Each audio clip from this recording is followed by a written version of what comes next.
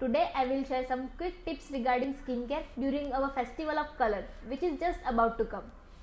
First of all, we should apply thick amount of moisturizer to all our body parts to minimize the color contact and reduce the effects. On top of that, you should apply sunscreen which is 50 SPF or above to reduce the sun damage. You should apply these things not only on the face but also on the all exposed part like neck, back, hands and feet to minimize the damage.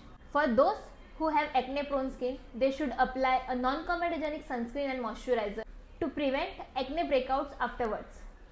You should avoid wearing contact lenses on that day, or rather you should wear specs or the goggles. You should apply gentle cleanser or soap with water to remove your colors. Do not apply scrubbing agent, turpentine oil or the home remedies like lemon. It will increase your inflammation or increase skin damage. Have a safe, happy and colorful Holi.